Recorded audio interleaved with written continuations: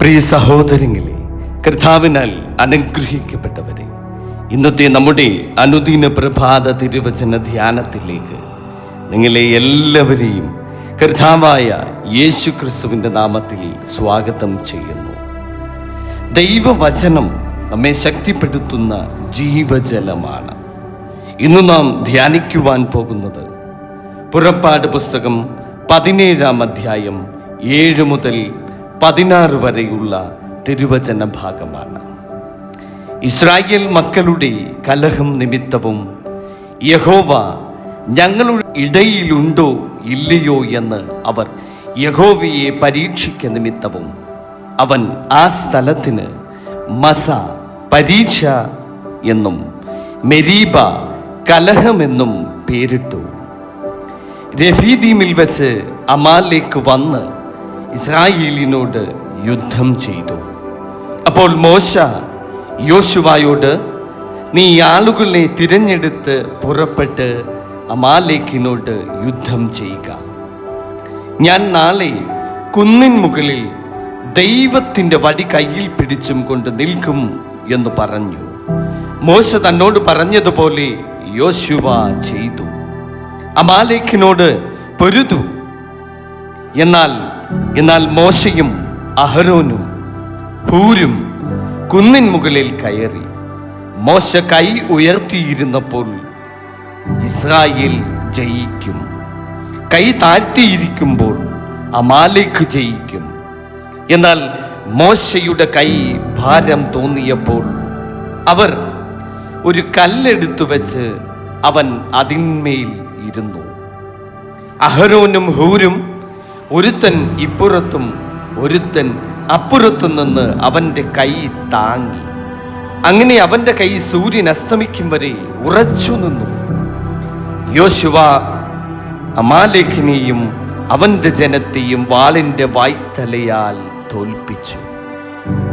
യഹോവ മോശയോട്, നീ ഇത് ഓർമ്മയ്ക്കായിട്ട് ഒരു പുസ്തകത്തിൽ എഴുതി യോശുവയെ കേൾപ്പിക്കാം. ഞാൻ അമാലേക്കിൻ്റെ ഓർമ്മ ആകാശത്തിൻ്റെ കീഴിൽ നിന്ന് അശേഷം മായ്ച്ചു കളയും എന്ന് കൽപ്പിച്ചു. പിന്നെ മോശ ഒരു യാഗപീഠം പണിതു. അതിന് യഹോവ നിസി, യഹോവ എൻ്റെ കൊടി എന്ന് പേരിട്ടു. യഹോവയുടെ സിംഹാസനത്താണ് യഹോവയ്ക്ക് അമാലേക്കിനോട് തലമുറ തലമുറയായി യുദ്ധമുണ്ട് എന്ന് അവർ പറഞ്ഞു. ആമേൻ, ഹല്ലേലൂയ.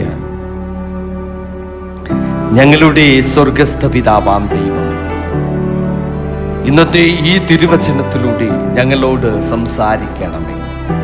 ഞങ്ങളുടെ ഹൃദയങ്ങൾ തുറന്ന് നിന്റെ ശബ്ദം കേൾക്കുവാൻ തമ്പുരാനെ ഞങ്ങളെ സഹായിക്കണമേ. ഈ തിരുവചനത്തിലെ ആത്മീയ സത്യങ്ങൾ ഞങ്ങളുടെ ജീവിതത്തിൽ നടപ്പാക്കുവാൻ തമ്പുരാനെ അവിടുന്ന് കൃപ നൽകി ഞങ്ങളെ അനുഗ്രഹിക്കണമേ. യേശുവിൻ്റെ നാമത്തിൽ പ്രാർത്ഥിക്കുന്നു.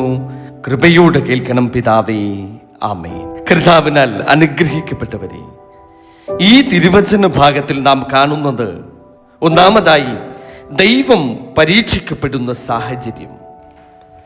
ഇസ്രായേൽ ജനം വെള്ളമില്ലാതെ മരുഭൂമിയിൽ ബുദ്ധിമുട്ടുമ്പോൾ അവർ ദൈവത്തെ ചോദ്യം ചെയ്തു. ദൈവം നമ്മോട് കൂടെയുണ്ടോ ഇല്ലയോ എന്ന സംശയം അവരുടെ ഉള്ളിൽ ഉണർന്നു. നമ്മുടെ ജീവിതത്തിലും ചില പ്രശ്നങ്ങൾ വരുമ്പോൾ നാം ദൈവത്തെ സംശയിക്കുന്നില്ലേ? ആ ഇസ്രായേൽ ജനതയെ പോലെ. രണ്ടാമതായി യുദ്ധവും പ്രാർത്ഥനയും.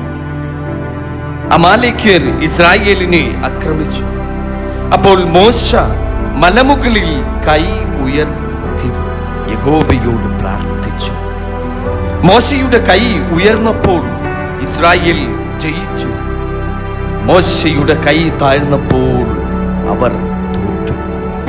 ഇതിൽ നിന്ന് നാം എന്താണ് മനസ്സിലാക്കേണ്ടത് എന്നറിയാം.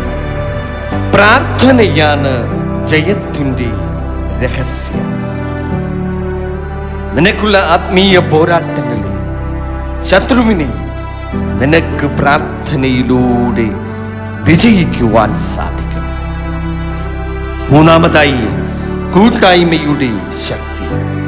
അഹരോനും ഹൂരും മോശയുടെ കൈ ഉയർത്തിപ്പിടിച്ചു നിന്നു.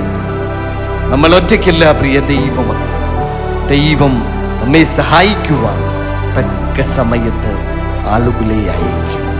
പ്രിയ ദൈവമക്കളെ, നമ്മുടെ ജീവിതത്തിലെ യുദ്ധങ്ങളിൽ, പോരാട്ടങ്ങളിൽ വിജയിക്കുവാൻ നമുക്ക് പ്രാർത്ഥനയും ദൈവത്തിലുള്ള അചഞ്ചലമായ വിശ്വാസവും നമുക്ക് ആവശ്യമാണ്. പ്രിയ ദൈവമക്കളെ, ഈ വചന ധ്യാനത്തിലൂടെ ആ അചഞ്ചലമായ വിശ്വാസം നേടിയെടുക്കുവാൻ, ആ വിശ്വാസത്തിൽ തന്നെ അടിയുറച്ചു നിൽക്കുവാൻ നമുക്ക് ഏവർക്കും സാധിക്കട്ടെ എന്ന് ദൈവനാമത്തിൽ പ്രാർത്ഥിക്കുന്നു, ആശംസിക്കുന്നു.